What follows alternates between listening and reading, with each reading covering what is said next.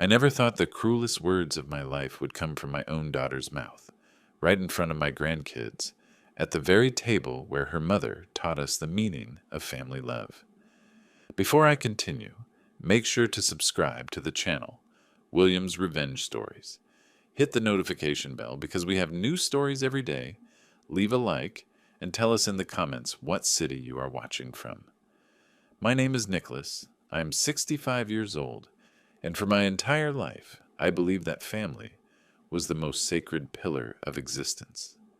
My wife, Isabella, taught me that during the 32 years we were married. She passed away on March 15th, 2021, at 57 years old, a victim of cancer that destroyed us all. Almost 3 years have passed since then, and every day I still miss her laugh, her wisdom, and the way she kept our family together. Emily, our 38-year-old daughter, was always Isabella's pride and joy.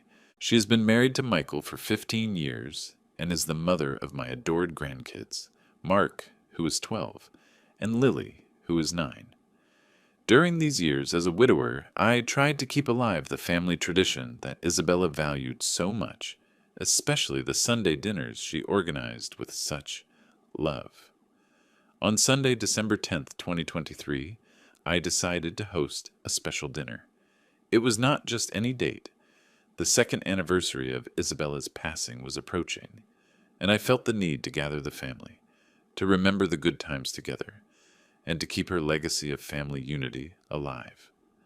I spent the entire afternoon cooking her favorite lasagna, the one she taught me step by step during our first years of marriage. Emily arrived at 7 in the evening with Michael and the kids. From the moment they walked through the door, I noticed something was wrong. My daughter had that tense expression I have known since she was little, that look that appeared when things were not going the way she expected. Michael seemed uncomfortable, avoiding my gaze, while Mark and Lily ran to hug me with the natural energy of their age. "Hi, Dad," Emily said to me with a kiss on the cheek that felt cold and mechanical. "How are you?" "I'm good, honey. I'm so glad you all came. Your mother would be happy to see us together like this." During the first few minutes, everything went normally. The kids told me about school. Michael commented on his work at the construction company, and I served the lasagna with the pride of someone who has perfected a family recipe. But as the dinner progressed, the tension in the room became more palpable. It was during dessert when everything fell apart. Emily had been quiet for most of the dinner, responding with one-word answers to my attempts at conversation. When I mentioned that I had been thinking about making some repairs to the house for the upcoming Christmas, she sighed with exasperation. "Dad, frankly, I do not know why you bother spending so much," she said with a tone that made my blood run cold. "With what it costs to maintain this big house, the utilities, the food, you should be thinking about something more practical. This house has many memories of your mother, Emily. It is not just a question of money." "Exactly. Mom is gone, Dad. It is time you accepted reality." Michael tried to calm her down. "Emily, please." But she had already crossed an invisible line. She stood up, her eyes shining with a rage I did not understand, and she let out the words that would change our relationship forever. "You should have died before Mom." She knew how to handle things. She was practical. She understood that money is not wasted on sentimentality. You only know how to spend and live in the past. The silence that followed was deafening. Mark and Lily looked at me with wide eyes, not fully understanding what had just happened, but feeling the tension that cut the air like a knife. Michael had turned pale and whispered an Emily that sounded more like a plea than a scolding. I froze with a piece of cake halfway to my mouth, feeling as if I had received a slap that resonated not only on my face, but in my entire soul. My daughter's words bounced around in my head. "You should have died before Mom." I did not answer. I did not scream. I did not defend myself. No, I simply put the fork on the plate and looked at my daughter, that girl I had raised with so much love, whom I had comforted in her nightmares, whom I had accompanied in every stage of her life, who had received my unconditional support for 38 years. I think it is better if you leave, I said, with a voice I barely recognized as mine. Get out of my house. Emily realized she had gone too far, but her pride prevented her from apologizing in that moment.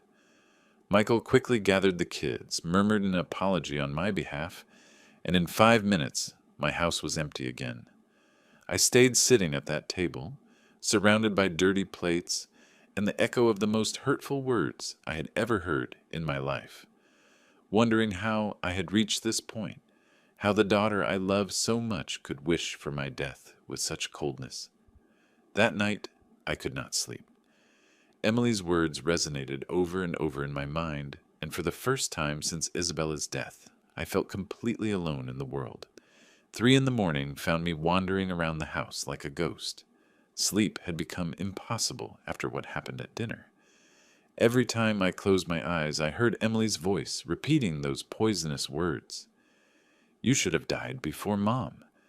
I could not understand how my own blood could harbor such contempt for me.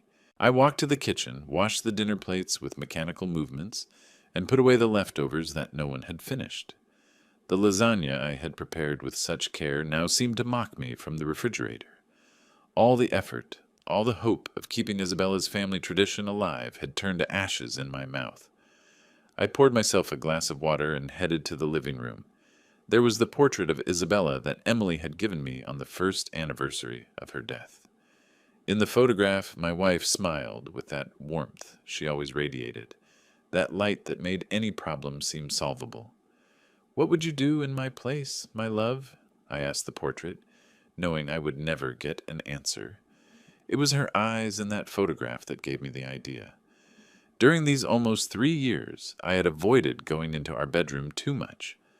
I slept there, of course, but there were sectors that remained untouched, as if they were sacred sanctuaries of our life together.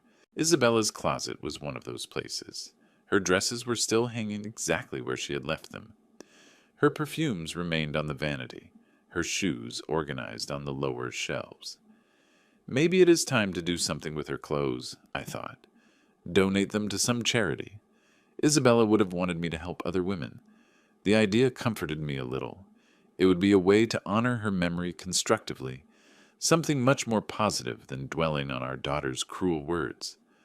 I went up the stairs with renewed determination. I turned on the bedroom light and headed toward the large oak wardrobe we had bought together 20 years ago. Upon opening it, the scent of her favorite perfume hit me like a wave of nostalgia. Jasmine and vanilla, that combination that made her unique and irresistible. I began taking out the dresses systematically. The navy blue one she used for special occasions, the floral one she wore on Sundays to go to church, the elegant black one she reserved for important events. Every garment told a story, evoked a specific memory. There was a pink blouse I gave her for our 20th anniversary, a gray sweater she wore during her last birthday. While I worked, my mind began to calm down. This ritual of saying goodbye felt necessary, almost therapeutic. Isabella had always been generous, always thinking of helping others. Donating her clothes would be exactly what she would have wanted. It was when I reached the back of the closet that my fingers stumbled upon something unexpected. Behind some sweaters hanging in the deepest part, there was a shoebox I did not remember seeing before. It was a simple brown cardboard box, but it was placed in a peculiar way, almost hidden behind the least used clothes. I took it out with curiosity. It was heavier than expected, and had my name written on the lid with Isabella's unmistakable handwriting. For Nicholas, open when necessary. The date below said March 2021. My heart began to beat faster. March 2021. That had been the month of her death. How was it possible that she had prepared something for me and never mentioned it? During her illness, we had talked about everything, about our memories, our regrets, our love. She never mentioned any box. I sat on the bed with the box in my trembling hands. Open when necessary. What had Isabella considered necessary? Had she foreseen in some way that a moment like this would arrive, when I would feel lost and betrayed by my own family? I opened the box slowly, as if it contained something sacred. Inside there was a thick envelope, some folded documents, and a small leather notebook that I recognized as her personal diary. The envelope had my name on it again, written with that handwriting I knew so well that I had seen on thousands of grocery lists, love notes, and daily reminders. I took the letter out of the envelope with hands that shook slightly.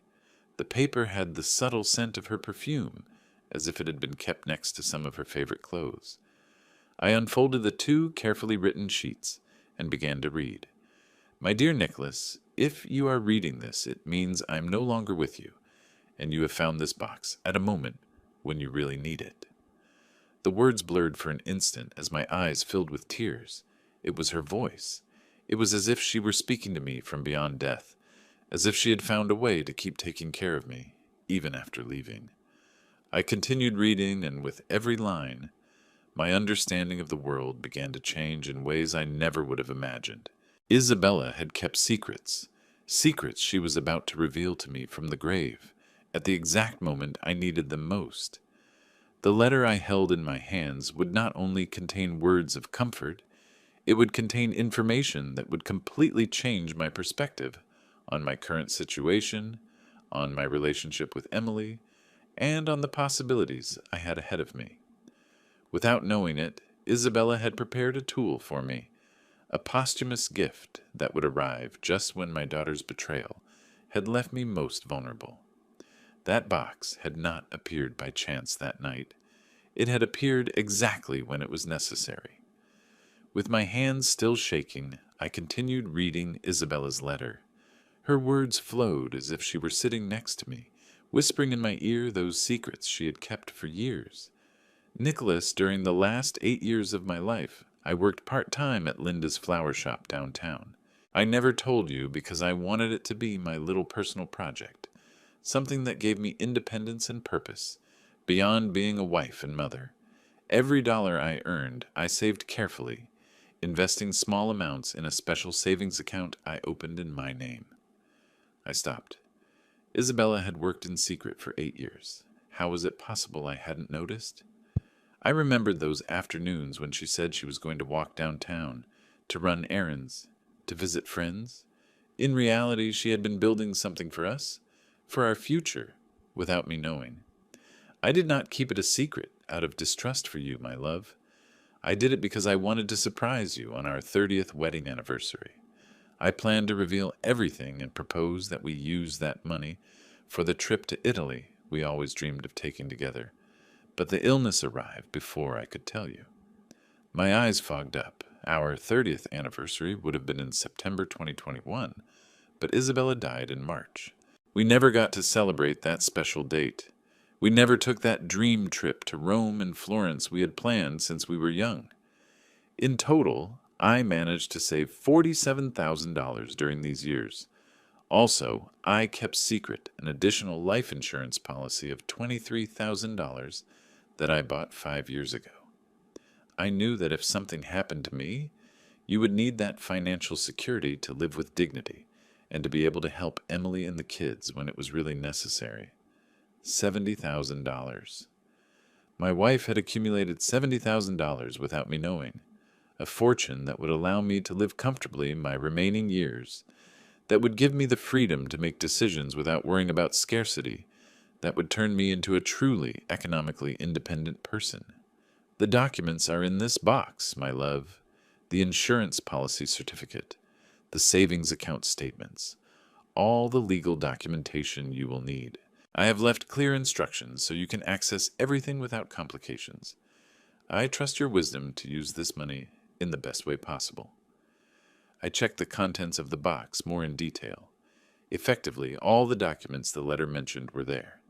Bank statements showing regular deposits of between $200 and $300 a month for years. A life insurance policy with a major company that I was completely unaware of. Legal forms already prepared to facilitate the claim process.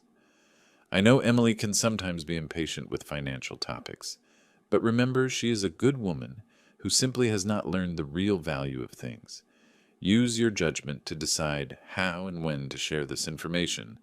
Not everyone in the family needs to know all the details of our finances. a bitter irony settled in my chest. Isabella wrote about Emily's impatience with money, but surely she never imagined our daughter would be capable of openly wishing for my death.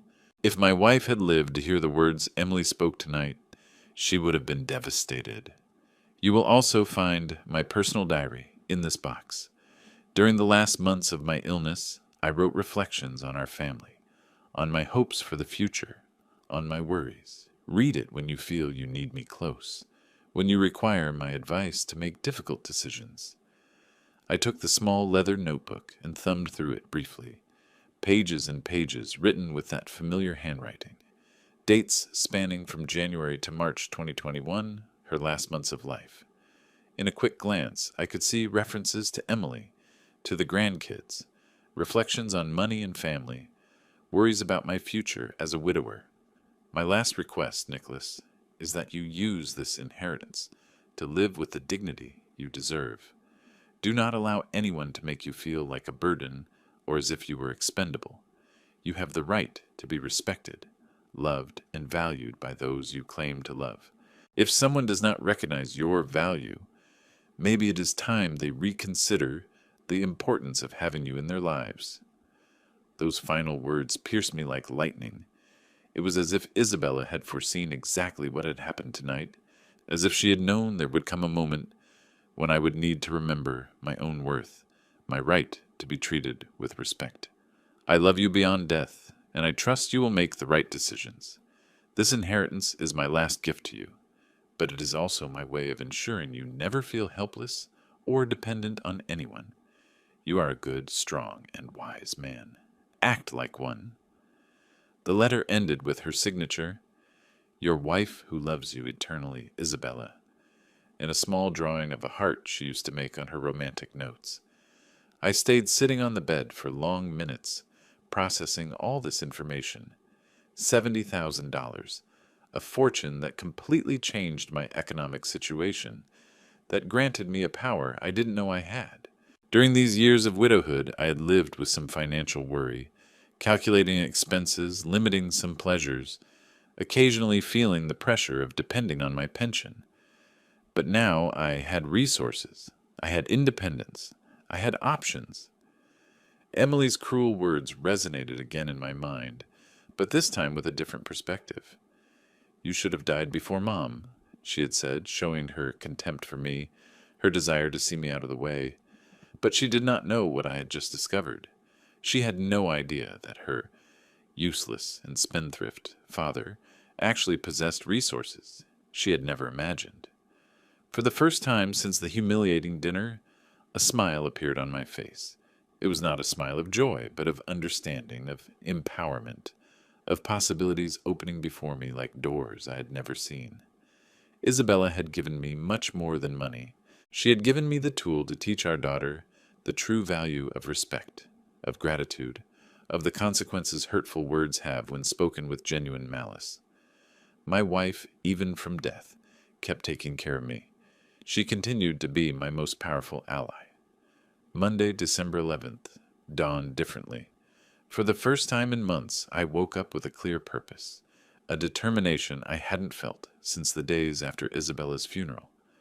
The revelation of the inheritance had transformed not only my financial situation, but my entire perspective on family relationships and my own worth. I ate breakfast calmly, reviewing once more the documents Isabella had saved so carefully. The numbers were real, the figures verifiable. $47,000 in the savings account, $23,000 in the insurance policy. $70,000 that turned me from a pensioner, worried about expenses, into a man with enough resources to make independent decisions. But beyond the money, what had really changed was my understanding of the family dynamic. For years, Emily had received my financial support as something natural, as an acquired right. $200 a month I transferred religiously to help with household expenses. $100 for car insurance I paid directly to the company.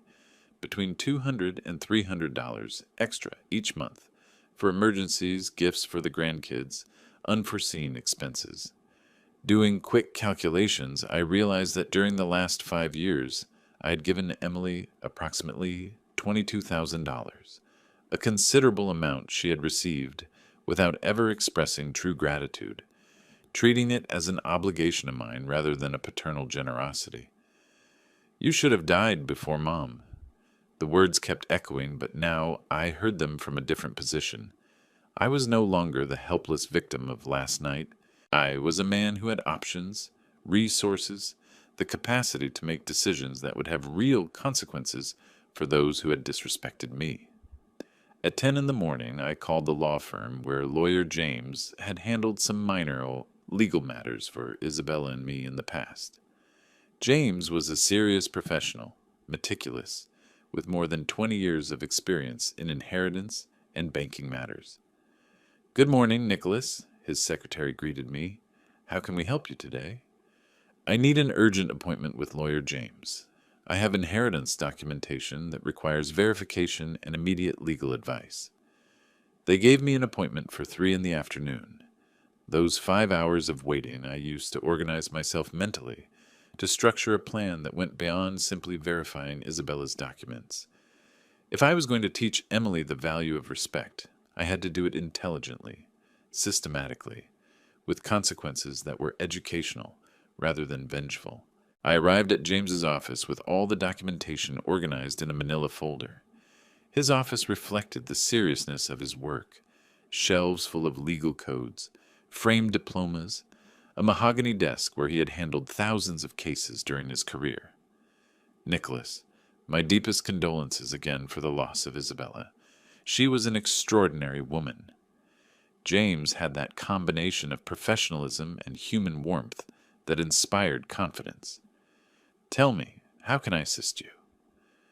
James examined every paper with the meticulousness of an investigator, verifying signatures, dates, account numbers, terms, and conditions.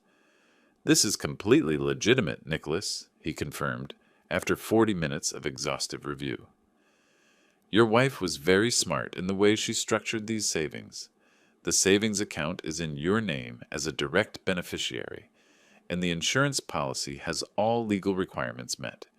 We can start the claim process immediately. How long would the procedures take?" "For the bank account, a week maximum. The insurance can take between 15 and 20 days, but it is just routine paperwork. I do not foresee complications." "Perfect. In less than a month, I would have total access to the $70,000, but my visit to the lawyer had an additional purpose I hadn't revealed yet. Lawyer James, I need to consult you about another situation.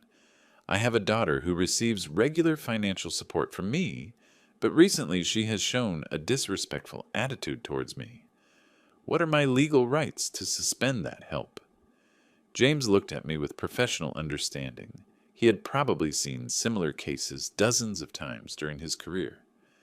"Nicholas, any financial help you provide voluntarily can be suspended at any time, as long as there is no legal contractual agreement involved.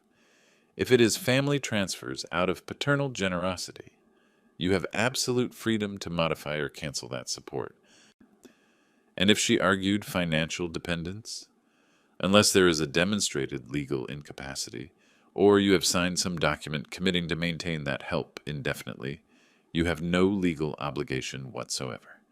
Your daughter is an adult woman, married, presumably capable of generating her own income." Exactly what I needed to hear. My support for Emily had always been voluntary, born of paternal affection and the desire to help my grandkids. We had never formalized anything legally. She had assumed my generosity was permanent and unquestionable. "One more question, lawyer. If I decided to suspend that help, would it be advisable to notify her in writing?" "Absolutely. A written document protects your interests and establishes clarity in communication. We could draft a formal letter explaining the suspension in a polite but firm manner." I left James's office with more than verified documents. I left with a complete plan legally backed that would allow me to teach Emily a lesson about respect and virtue without resorting to unnecessary cruelty. That night, sitting in my study, I began to mentally draft the steps I would follow. First, I would complete all the paperwork to access Isabella's inheritance. Second, I would gradually suspend all financial support to Emily. Third, I would keep the inheritance absolutely secret until deciding what to do with it. Emily had wished for my death, thinking she would inherit something valuable. Ironically, my survival would cost her more than she had ever imagined. The lesson I was about to teach her would not be about money. It would be about dignity, respect, and the real consequences hurtful words have when spoken with genuine malice towards those who have loved us unconditionally. Isabella had given me the tools. Now it depended on me to use them wisely. On Thursday, December 14th, exactly 1 week after completing the first paperwork with James, I received the call I expected from the bank. The transfer of the $47,000 from Isabella's account to my personal account had been authorized and processed successfully. It was surreal to see that figure in my online statement, an amount that multiplied my previous savings by 5. That same afternoon, while reviewing the banking documents in my study, I made the definitive decision. Emily had had 4 days to reflect on her words, 4 opportunities to call me and apologize for the humiliation she had caused me. Instead, she had maintained a silence I interpreted as indifference, or worse still, as confirmation that she really meant what she had said. I opened my computer and accessed the online banking platform. I located the automatic monthly transfer of $200 that I sent religiously to Emily on the 15th of every month for 5 years. With 3 clicks, I canceled the schedule. Then I called my bank manager to confirm the cancellation and ensure there were no errors in the process. Nicholas, the recurring transfer to Emily's account has been successfully canceled. Do you wish to schedule a new date or modify the amount? No, the cancellation is definitive. There will be no more transfers to that account. Perfect, sir. Is there anything else I can help you with? Yes. I need you to confirm that tomorrow, the 15th, no transfer will be executed to my daughter. Confirmed, Nicholas.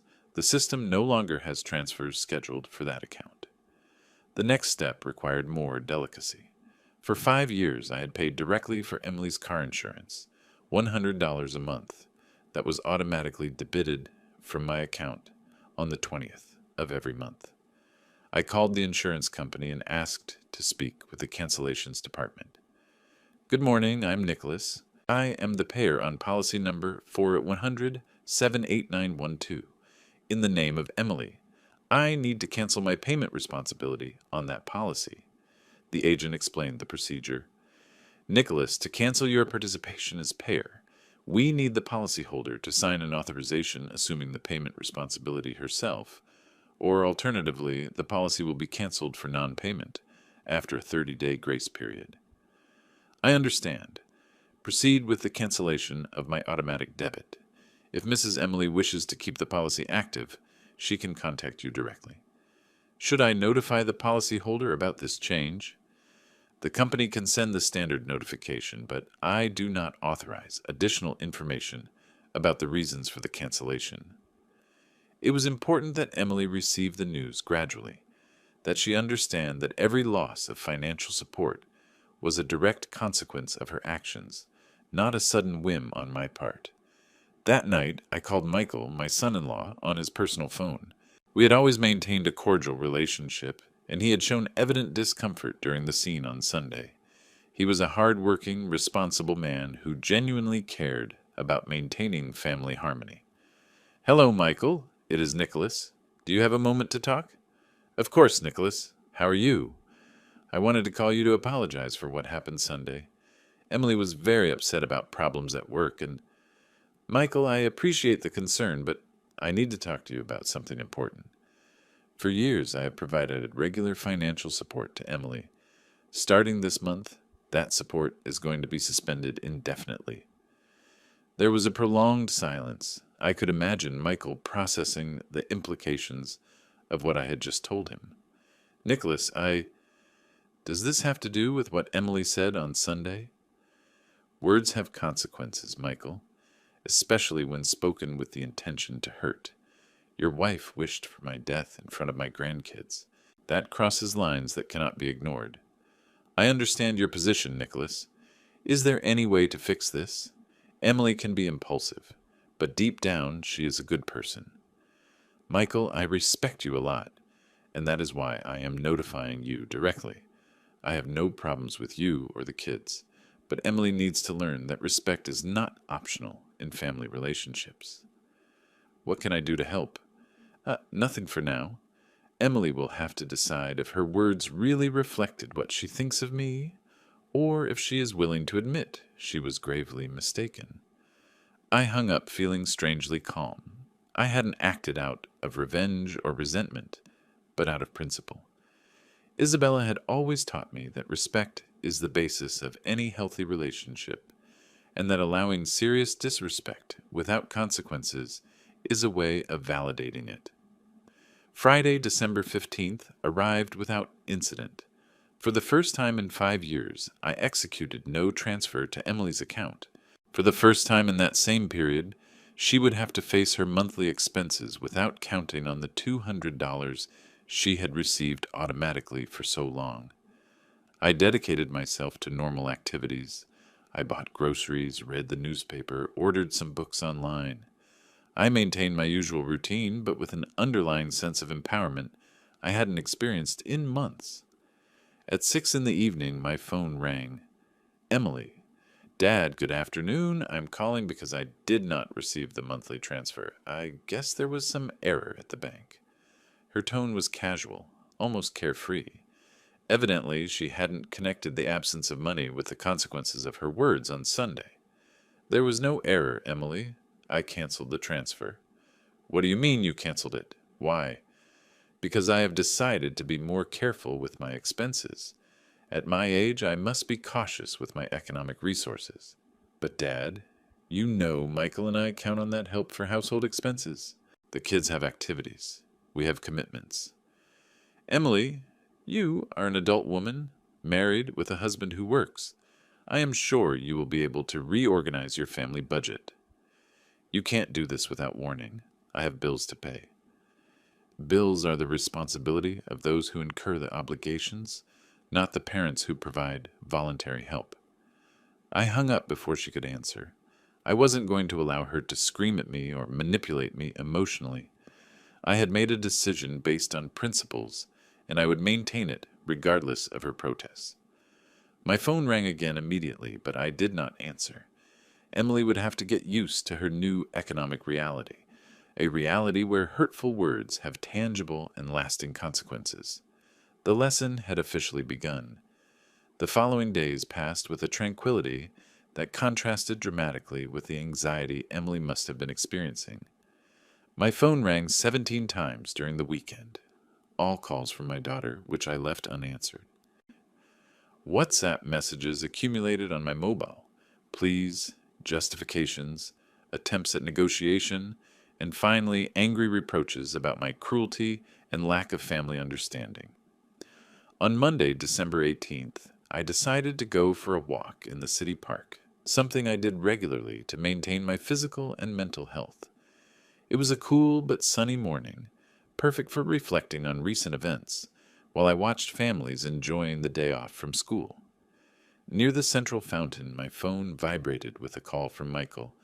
This time I did answer, curious to know his perspective on the situation. Nicholas, good morning. Could we meet to talk? Emily is very upset, and I think we need to talk calmly. Of course, Michael. Where seems convenient? Do you know the coffee shop, The Corner, near the downtown square? We could meet there in an hour. The Corner was a quiet establishment, frequented mostly by neighbors and some retirees who played dominoes in the afternoons. Michael was already waiting for me when I arrived, sitting at a table in the back, with a worried expression he failed to hide when he greeted me. Nicholas, thank you for coming. Should I order a coffee for you? Sure, black coffee will be fine. Michael seemed to have aged several years in the last week. The dark circles under his eyes showed nights of little sleep, probably dedicated to arguing with Emily about the new family economic situation. Nicholas, I am going to be direct with you. The suspension of the financial help has affected us more than we expected. Emily had to cancel Lily's piano lessons and Mark's sports activities. Also, yesterday we received a notification from the insurer about the cancellation of the car insurance. I understand the situation is complicated, Michael, but surely you can reorganize. Yes, of course we can. I am already looking for weekend jobs, and Emily is considering increasing her hours at the office. But what really worries me is the impact on the kids. They do not understand why suddenly they cannot continue with their activities. That mention of my grandkids hurt me more than I expected. Mark and Lily were innocent in this situation, collateral victims of their mother's irresponsibility, but I could not allow emotional manipulation to divert me from my principles. Michael, the kids will learn valuable lessons about financial responsibility. It is not bad for them to understand that resources have limits and must be managed carefully. Nicholas, Emily knows she was wrong on Sunday. She is willing to apologize formally if that helps resolve the situation. Is she willing? Or do you think she should be? Michael sighed deeply. She says you are exaggerating, that it was just a comment made in a moment of frustration, that it shouldn't have such severe consequences. There was the truth. Emily felt no genuine remorse for her words. She was simply annoyed by the economic consequences of her actions. She hadn't understood the gravity of wishing for her own father's death in front of her children. Michael, I am going to explain something to you that perhaps Emily has not considered. During 5 years, I have transferred her more than $20,000 in total. Money I could have used for my own expenses, my own pleasures, my own needs. I did it because I loved my daughter and wanted to help my grandkids. We know Nicholas, and we are grateful. Grateful? Did your wife ever express any gratitude for that help? Did she ever acknowledge it was generosity, not an obligation? Michael remained silent, confirming my suspicions. Emily had normalized my financial support to the point of considering it an acquired right, not a paternal gift. When someone wishes for your death, Michael, they are expressing that they consider your life less valuable than the benefits they could obtain with your absence. That is not momentary frustration. That is a revelation of deep values. But Nicholas, families say hurtful things sometimes. Surely you and Isabella had arguments? Never, in 32 years of marriage, did Isabella wish for my death. Never did I say something so cruel to her. There is a difference between arguing over disagreements and expressing wishes that your loved one disappear from the world. Michael nodded slowly, beginning to understand the true dimension of what Emily had expressed. It wasn't a simple family fight. It was a fundamental statement about the value she attributed to my existence. What would you need to consider restoring the financial help? Michael, it is not about restoring anything. It is about Emily understanding that family relationships are based on mutual love and respect. And if she genuinely believes I should be dead, then logically she shouldn't wish to need my financial help. So what do you suggest we do? I suggest Emily reflect deeply on what she really thinks of her father. If she concludes that she loves and respects me, that her words were a grave mistake she sincerely regrets, then we can talk. But as long as she maintains that I exaggerate or that it wasn't a big deal, there is nothing to discuss. I finished my coffee and got up from the table. Michael looked defeated, trapped between his loyalty to his wife and his growing understanding that she had crossed an unforgivable line. Michael, I respect you a lot, and I hope this situation does not affect our personal relationship. The kids will always be welcome in my house, and you too. But Emily will have to decide if she wants to be my daughter, or if she prefers to continue being someone who wishes for my death. I left the coffee shop feeling a mix of sadness and determination. The conversation with Michael had confirmed that Emily still didn't understand the gravity of her actions, but it had also shown me that my strategy was working. The economic consequences were forcing her to face the reality of her words. The pressure would increase in the coming days, especially when she received the official notification about the cancellation of the car insurance. On Wednesday, December 20th, as I had foreseen, Emily received the official notification from the insurance company informing her that her car policy would be canceled for non-payment if she didn't personally assume the financial responsibility before December 31st. The call came at 9:30 in the morning while I was eating breakfast calmly in my kitchen reading the sports section. "Dad, what have you done with the car insurance?" Her voice sounded hysterical, on the verge of a nervous breakdown. "They just called me saying you canceled the payment." "Good morning, Emily. Yes, that is correct. I canceled my responsibility as payer of your insurance policy. But I can't be without a car. I need the car to work, to take the kids to school, for everything." "Then I suppose you will have to assume the insurance payment yourself. It is $100 a month. Surely Michael and you can include it in your family budget." $100 we do not have, especially now that you also canceled the monthly help. You can't do this to us." Her desperation was palpable, but also revealing. For 5 years she had enjoyed economic benefits that totaled more than $300 a month, without ever considering what sacrifices they represented for me, or what would happen if that help disappeared. "Emily, I can do it, because it is my money, and because people who wish for my death should hardly expect me to finance their living expenses. I do not want you to die. I was just angry." "Ah, so when people get angry, it is normal to wish for the death of their loved ones. Interesting perspective. Dad, please, you're being cruel." "Cruel would be wishing for your death, Emily.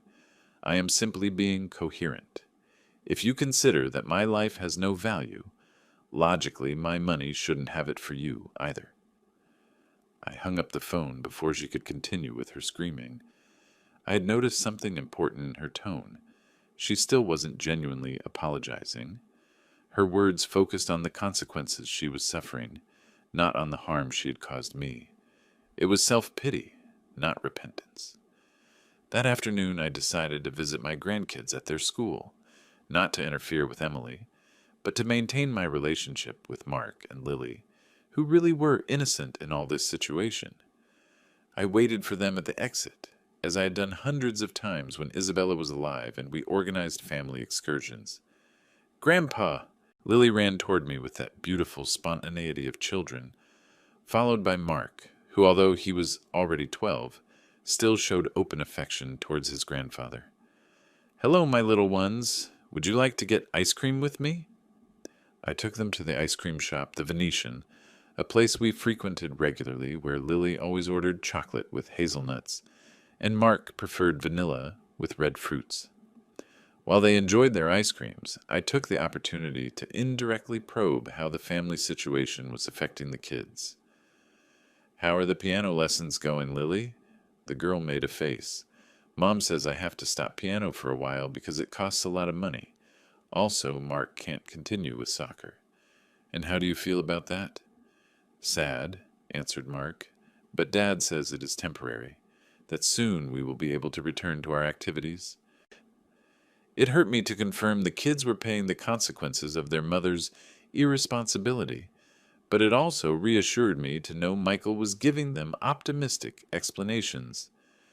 I didn't want my grandkids to suffer more than necessary.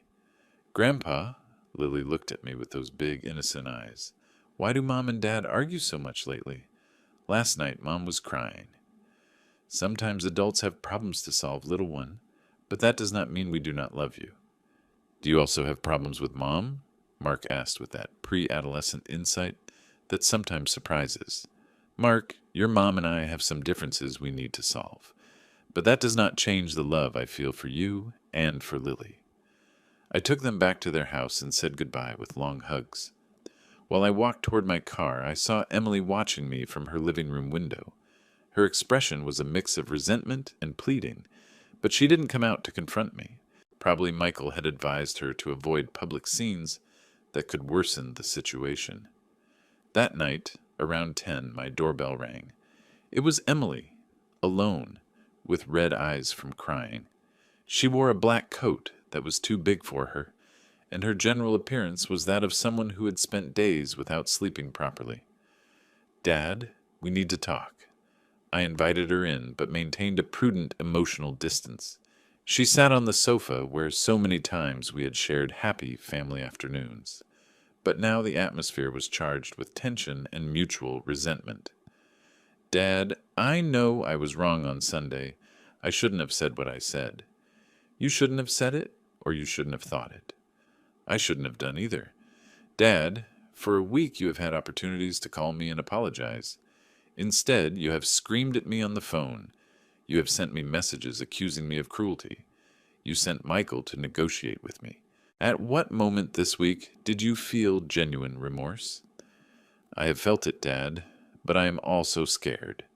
Without your help, Michael and I cannot maintain the same standard of living for the kids." "Then what you really regret are the economic consequences, not the emotional damage you caused me." Emily stayed quiet for long seconds, and in that silence I could see she was calculating what words could convince me to restore the flow of money. "Dad, I love you.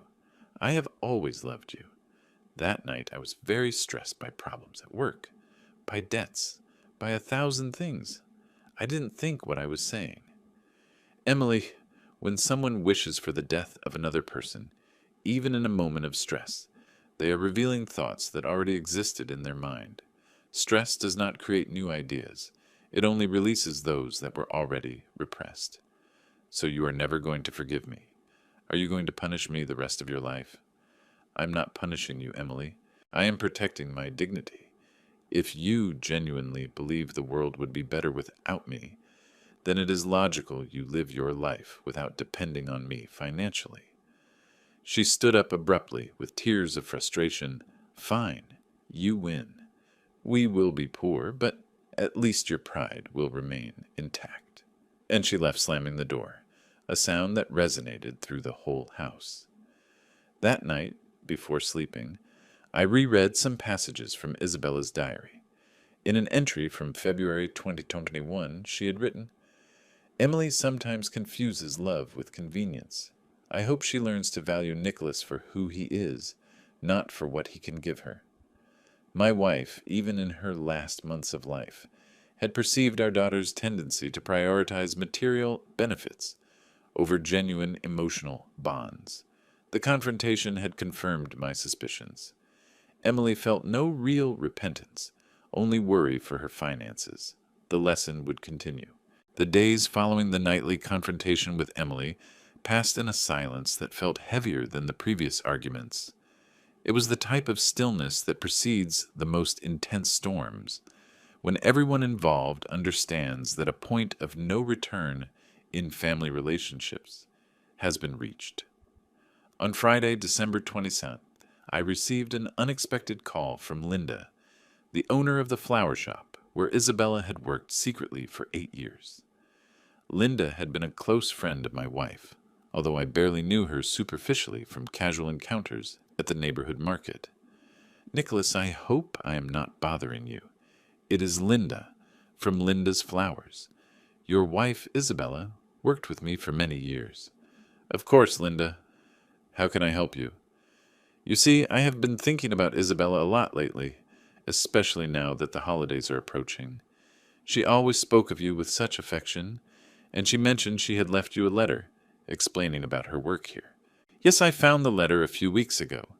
It was a surprise to discover she had worked with you for so long.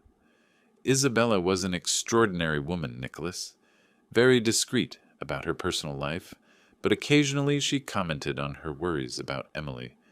She told me once she feared her daughter didn't completely appreciate the sacrifices you made for the family. Those words impacted me deeply. Isabella had shared her concerns about our daughter with Linda, which meant her worries were genuine and persistent, not passing observations. Linda, could we meet to talk? I would like to know Isabella's perspective on these topics better."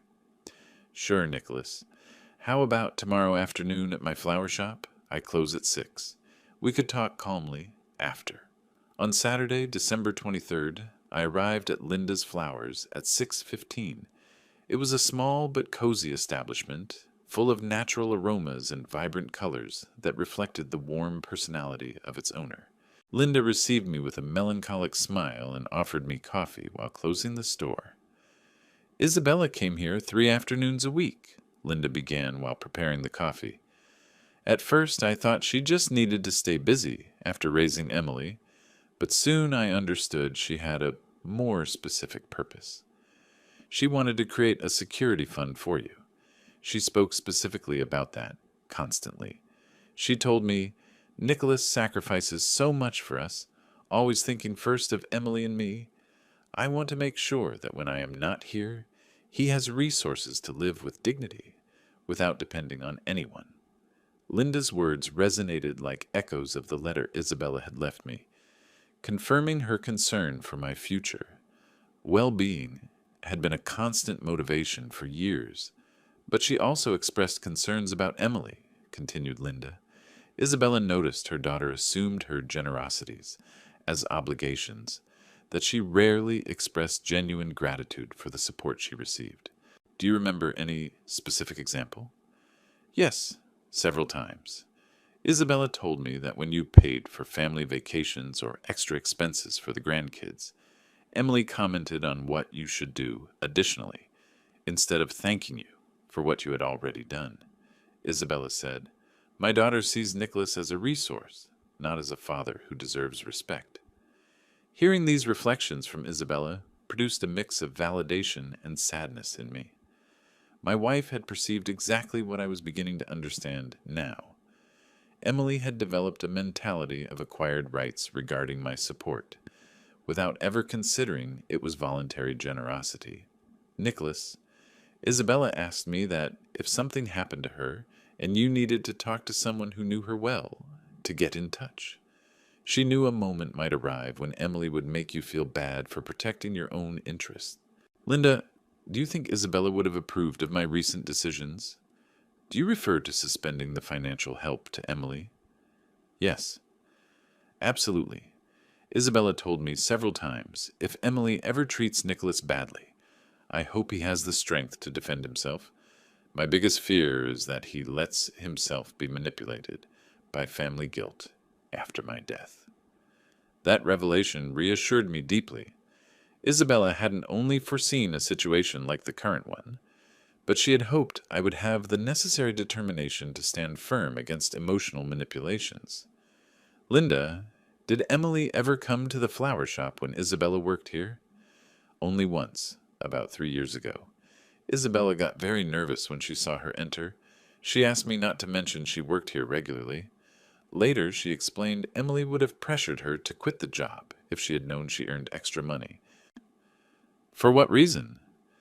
Because Emily would have argued that if Isabella had time and energy to work, she should dedicate that time to babysitting the grandkids or doing domestic tasks that saved the family expenses. That information fit perfectly with the pattern of behavior I had observed in Emily, always looking for ways to maximize the benefits she received from others, without considering the personal needs or desires of those who helped her. I left the flower shop with a much clearer understanding of the family dynamics Isabella had observed and documented for years. My wife hadn't only been a foresighted woman who saved money for my future, but an astute observer who had identified character problems in our daughter long before they manifested so dramatically. That night, while eating dinner alone in my kitchen, I reflected on all the revelations of the last weeks. Isabella's letter, the bank documents, the conversations with Michael, the confrontation with Emily, and now the memories shared by Linda. Everything formed a coherent mosaic that validated the decisions I had made. Emily had developed a fundamentally utilitarian relationship with me, valuing the economic benefits I provided more than the emotional relationship we shared. Her cruel words on Sunday hadn't been a momentary outburst, but the honest expression of accumulated resentment towards someone who no longer provided benefits at the level she considered adequate. On Sunday, December 24th, Christmas Eve, my phone remained silent. There were no calls from Emily, nor messages, nor attempts at Christmas reconciliation. Michael didn't communicate either. It was evident they had decided to spend the holidays without including me, probably hoping Christmas loneliness would soften me and restore my financial support. But I had different plans. I had invited Linda and two other widowed neighbors to have dinner at my house. I cooked the stuffed turkey Isabella had taught me, opened a bottle of reserved wine, and enjoyed a warm and genuine evening with people who appreciated me for who I was, not for what I could give them financially. For the first time in months, I felt truly at peace with myself.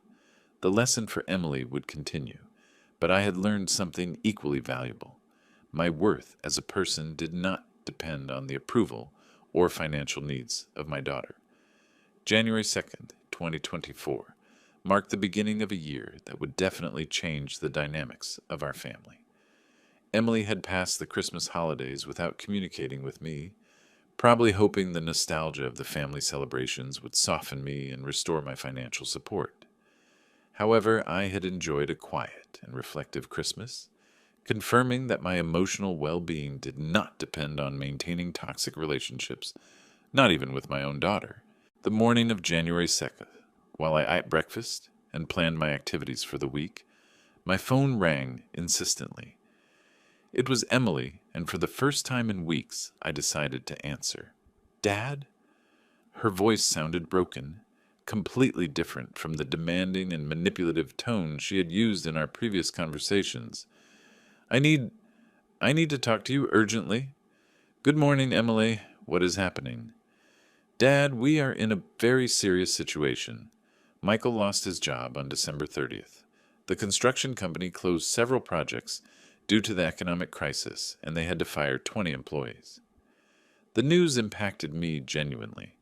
Michael was a responsible and dedicated worker, and losing his job on those dates must have been devastating for the family. However, I maintained my composure and waited for her to continue. "Without Michael's salary and without your monthly help, we cannot pay January's rent. The landlord already warned us that if we do not pay before the 10th, he will start the eviction process." "Emily, I am very sorry about Michael's situation. He is a hard-working man, and I am sure he will find something soon." "Dad, please, we need your help. The kids cannot be left without a home." For the first time in weeks, Emily was begging genuinely, not demanding nor manipulating. The desperation in her voice was real, and I admit it awakened my protective paternal instinct. "Emily, how much do you need to cover the rent?" $900. I know it is a lot, but if you help us this time, I promise Michael will find work fast, and we will pay you everything back." $900. An amount that, thanks to Isabella's inheritance, I could cover easily without affecting my financial situation. But the decision wasn't just about money, but about principles and establishing healthy limits in our family relationships. "Emily, before considering any help, I need to know something important. Have you really reflected on the words you said to me on December 10th? Do you understand the damage they caused me?" There was a long silence, and I could hear her ragged breathing on the other side of the line. "Dad, I know I was very wrong. I have thought a lot during these weeks, especially seeing how this crisis is affecting us. I realized I always took your help for granted, that I never really thanked you for everything you have done for us for years. And about wishing for my death? It was the cruelest thing I have said in my life, not only to you, but to anyone. I am ashamed to remember those words. The kids asked me why we do not go to your house anymore, and I haven't known what to answer them without feeling horrible." Her tone had changed completely. For the first time, I heard genuine repentance, not just worry about the economic consequences of her actions. "Emily, do you understand that when someone says another person should be dead, they are expressing that they consider that life worthless?" "Yes, Dad. And it is horrible that I said that about you. You have been the best father I could have had. Isabella always told me you were an exceptional man, and I lost sight of it because of my own problems and frustrations." The mention of Isabella in that context moved me. Emily rarely spoke about her mother's advice or observations, but evidently The current crisis had made her reflect on many things she had ignored previously. Emily, I am going to help you with January's rent, but I need to establish very clear conditions. Yes, whatever you want, Dad. First, this help is a loan, not a gift. When Michael finds work, you will return the money gradually, even if it is in small monthly amounts. Second, if you ever disrespect me that way again, there will be no second chances. Third, I want both you and Michael to come to my house this weekend for an honest family conversation about our future relationships. Dad, I accept all your conditions, and I want you to know I have learned a very hard lesson about the value of family, about your importance in our lives. Emily, I will transfer the money this afternoon, but I want you to understand this crisis could have been less dramatic if you had maintained a respectful relationship with me from the beginning. I know, Dad. I know perfectly. After hanging up, I stayed sitting in my study for a long time, processing the conversation. Emily finally had demonstrated genuine repentance, but she had also needed a severe crisis to reach that understanding. Without Michael's job and without my previous support, they had found themselves on the verge of financial disaster. I transferred the $900 that same afternoon, but with mixed feelings. On one hand, I was glad to help my grandkids in a difficult situation. On the other hand, I was aware Emily had needed to reach the point of losing her home to really value my support and presence in their lives. On Friday, January 5th, Michael got a job interview at a home renovation company. On Saturday the 6th, both he and Emily came to my house for the conversation we had agreed on. Emily looked different, more mature, humbler, but also more tired. The dark circles showed sleepless nights, and her body posture reflected the tension of someone who had faced the real possibility of losing her family's stability. Dad, Emily began, I want to apologize formally, not only for what I said, but for the attitude I have had for years. Linda told me Mom worked in her flower shop, and that one of her worries was that I didn't value you enough. That revelation surprised me. You spoke with Linda? Yes, I went to buy flowers for Mom's altar at home, and Linda recognized me. She told me about the conversation she had with Mom, about how she worried because I took your sacrifices for granted. Michael intervened.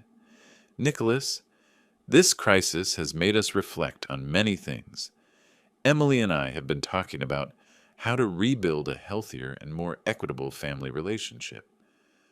I'm glad to hear that, Michael, but words must be backed by consistent actions. We know, Dad, and we want to start over with real gratitude and genuine respect. For the first time in months, I felt we could find a path to reconciliation, but I also knew the real test would be time, the consistency of their future attitudes, and their capacity to maintain this new perspective when the immediate crisis had resolved. The lesson had worked, but the process of rebuilding trust was just beginning. The following months brought gradual but significant changes in our family dynamic. Michael got the job at Madrid Renovations on January 15th, with a starting salary of $1,400 a month, $200 less than his previous job, but enough to maintain the family on a tight budget. Emily, for her part, managed to increase her hours at the administrative consultancy where she worked, going from part-time to full-time. The most notable transformation, however, was Emily's attitude toward me. For the first time in years, she began to call me regularly, not to ask for favors or financial help, but simply to talk, to ask about my well-being, to invite me to family dinners where I was treated like a special guest, not a social obligation. On February 14th, Valentine's Day, Emily appeared at my door with a bouquet of flowers from Linda's and a handwritten card. The card said, "For the best dad in the world. Thank you for teaching me the value of respect and gratitude. I love you, Emily." Dad, she told me with wet eyes, I wanted to bring you something special because I have been reflecting on all the times Mom told me to buy you flowers or details for special dates, and I always found excuses not to do it. It was not necessary, Emily, but I appreciate the gesture. Yes, it was necessary, Dad. For years I focused on what you could do for me, and I never thought about what I could do for you. That month of February also brought the first partial repayment of the $900 loan. Emily handed me $150 in cash, along with a detailed plan of how they would pay the rest over the coming months. Dad, I know you said we could return the money gradually, but Michael and I want to pay you as soon as possible. We do not want to have debts with you on top of everything you have already done for us for years. In March, Emily surprised me with a completely unexpected proposal. Dad, Michael and I have been talking, and we want to do something special for you. Would you like us to organize a family trip for the anniversary of Mom's death? We could go together to visit her grave and then spend the weekend in some place she would have liked. The proposal moved me deeply. For 2 years I had visited Isabella's grave alone, carrying flowers and maintaining silent conversations with her memory. The idea of sharing that experience with the family, especially with Emily, represented a level of reconciliation I hadn't expected to reach so soon. I think it is a beautiful idea, Emily. Your mother would have loved to know we are together on such an important date. We organized the trip for the weekend of March 15th. We went to the cemetery in the morning where Emily and the kids helped clean Isabella's tombstone and placed a precious floral arrangement she herself had designed with Linda.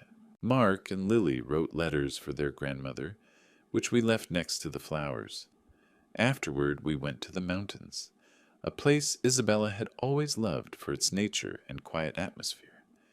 Emily had reserved rooms in a hotel with a view of the lake, and Michael had researched traditional restaurants where we could enjoy pot roast, Isabella's favorite dish.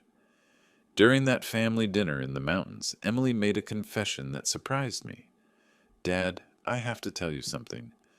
During all these months, I have been reading the diary Mom wrote. I found it among her things after you started organizing her clothes to donate. I tensed up a little. Isabella had written very personal reflections in that diary, including some critical observations about Emily that could be painful to read. Emily, that diary contains very intimate thoughts of your mother. I know, Dad, and that is why I needed to read it. I wanted to understand how she really saw me, not just as the daughter I thought I was, but as the person I really was. And what did you find? I found a mother who loved me deeply, but who also worried a lot about my character. Mom wrote things like, Emily is smart and capable, but sometimes she treats Nicholas as if he were her employee, not her father. Or, I fear our daughter has not learned the value of gratitude. Michael intervened. Nicholas, reading those reflections was very hard for Emily, but also very necessary. It helped her understand perspectives she had ignored for years. Dad, continued Emily, Mom also wrote beautiful things about you. She said you were the most generous man she had known, that you always put the family before yourself, that you deserved to be valued and respected for everything you gave. Those words moved me so much I had to excuse myself and step out onto the restaurant balcony for a moment to regain my composure. Isabella, even after her death, continued to be my most loyal defender. Upon returning home on Sunday night, Emily asked me to accompany her to her house to show me something special. In the main living room, she had framed a photograph of Isabella from our last wedding anniversary, along with a quote from her diary. My greatest wish is that Nicholas is happy and feels loved for the rest of his life. Dad, I want this photograph and this phrase to always be visible in our house, to remind me every day of the kind of daughter Mom hoped I would be, and the kind of respect you deserve. In April, Emily finished paying me the $900 loan completely, but surprisingly, she handed me $1,000. Dad, the additional $100 are interest, but they are also my way of thanking you for the lesson you taught me. That economic crisis was terrible, but it was also necessary for me to mature and learn the real value of family relationships. On May 15th, Emily organized a special family dinner where she also invited Linda. acknowledging publicly the friendship she had with Isabella and thanking her for the advice she had given me during the difficult months. During that dinner, Emily stood up and made a toast I will never forget. I want to toast to my dad, Nicholas, the man who taught me that true family love includes limits, consequences, and mutual respect. Thank you for not allowing my bad attitude to destroy our relationship forever. That night, upon returning to my house, I reread Isabella's letter once more. Her final words took on a completely new meaning. I trust you will make the right decisions. Isabella had been right. The decisions I made, although painful at the moment, had been correct. Not only had they protected my dignity, but they had helped Emily become a better daughter and a better person. The secret inheritance of Isabella hadn't been just money. It had been a lesson on the value of respect, the importance of limits, and the transforming power of consequences applied with firm love. December 2024, exactly 1 year after that fateful dinner that changed our lives forever. While I write these reflections in my study, I watch through the window how Emily helps her children decorate the Christmas tree in her garden. The scene fills me with deep peace I hadn't felt in years, a tranquility that comes from knowing I made the right decisions, even if they were the most difficult. Emily's transformation has been genuine and sustained. During these 12 months, there hasn't been a single occasion where she has disrespected me, manipulated me emotionally, or taken my help for granted. Every gesture of support I have offered has been received with authentic gratitude. Every favor has been recognized as what it always was, a voluntary generosity, not a paternal obligation. Michael found job stability in his new company and received 2 salary increases during the year. Emily, for her part, was promoted to supervisor in her consultancy, increasing her family income significantly. But more important than economic stability was the change in their priorities and values. On December 10th, 2024, exactly 1 year after the cruel words that almost destroyed our relationship, Emily organized a family dinner to commemorate what we now call Awakening Day. It was an emotional evening where the whole family reflected on the lessons learned and the personal growth that had resulted from that crisis. Dad, Emily told me during that dinner, I want you to know that every day I am grateful you had the strength to teach me that lesson. So hard, but so necessary. If you had given in to my manipulations, if you had restored your financial help immediately, I never would have really matured. Mark, now 13, also participated in the reflection. Grandpa, at first I didn't understand why Mom cried so much and why Dad worked more hours. But now I understand that sometimes families need to go through difficult moments to value each other more. Lily, 10 years old, added with that natural wisdom of children, Grandpa, Mom says before she didn't know how to say thank you for real, now she always teaches us to say thank you for everything. During these months, I also completed all legal procedures related to Isabella's inheritance. The $70,000 are safe in an investment account that generates modest but consistent additional income. However, I have decided to keep the secret of that inheritance indefinitely. Emily does not need to know about those resources because our relationship is no longer based on economic dependence, but on genuine love and respect. Linda has become a close friend, someone with whom I share memories of Isabella and reflections on life. She commented a few weeks ago that Emily visits her regularly at the flower shop, not just to buy flowers, but to talk about her mother and ask for advice on how to be a better daughter. Nicholas, Linda told me the last time we met, Isabella would be proud to see how Emily has grown as a person, but I think she would be even prouder of the strength you demonstrated to teach her that necessary lesson.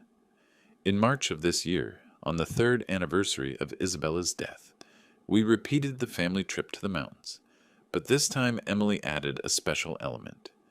She had prepared a photo album with images of Isabella she found in old boxes, accompanied by quotes from her diary that spoke about family love, mutual respect, and the importance of valuing people for who they are, not for what they can provide. "Dad," she told me while we looked through the album together, "I have learned that Mom didn't just leave you money saved in secret. She left you something much more valuable, the wisdom to know when to be firm out of love." That observation impacted me deeply because it captured exactly the essence of what I had lived. Isabella's monetary inheritance had been important, but her emotional and moral inheritance had been transformative. She had taught me that true paternal love sometimes requires hardness, that establishing limits is a way to protect both one's own dignity and the growth of the other. 2 weeks ago, Emily surprised me with a proposal that revealed how deeply she had internalized the lessons of last year. "Dad, Michael and I have been saving money for months, and we want to offer you something special. Would you like us to organize and completely finance that trip to Italy you always dreamed of doing with Mom? It would be our gift to you, without you having to spend a single dollar." The proposal moved me so much I couldn't answer immediately. For 30 years, Isabella and I had dreamed of visiting Rome, Florence, and Venice. It was our plan to celebrate the 30th anniversary we never got to celebrate. That Emily remembered that dream and wanted to make it a reality as a genuine gift, expecting nothing in return, demonstrated how completely her perspective on giving and receiving had changed.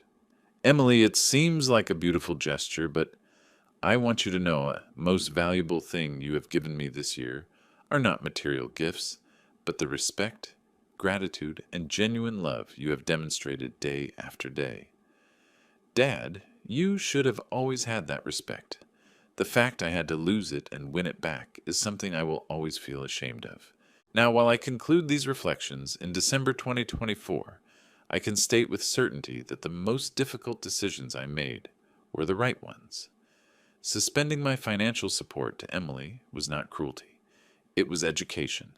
Standing firm against her manipulations was not a lack of love. It was true love expressed through necessary limits. Isabella was right in her posthumous letter. A moment had arrived when I needed to remember my own worth, defend my dignity, and teach that healthy family relationships are based on mutual respect, not economic convenience. Isabella's secret inheritance changed my life, but not because of the money it contained. It changed me because it gave me the security and confidence necessary to act with principles, to teach difficult lessons, and to rebuild a family relationship on more solid and authentic foundations. Today, when Emily calls me every Sunday simply to ask how I am, when she invites me to dinners where I am treated as the guest of honor, when she hugs me and says, "I love you, Dad," with a sincerity I hadn't heard in years, I know that all the tears, all the loneliness, all the emotional hardness of those difficult months were worth it. My wife Isabella taught me, even after her death, that true love sometimes requires courage to say no, strength to maintain limits, and wisdom to distinguish between helping and enabling destructive behaviors. Emily learned that words have consequences, that respect is not optional, and that genuine gratitude is the basis of healthy family relationships. I learned that I have value regardless of what I can provide to others, that I deserve authentic respect and love, and that sometimes the most important lessons are taught through loving firmness, not compliant permissiveness. Isabella's true inheritance was not the $70,000 she saved in secret. It was the lesson on the value of respect, the importance of limits, and the transforming power of love expressed through firm principles and educational consequences.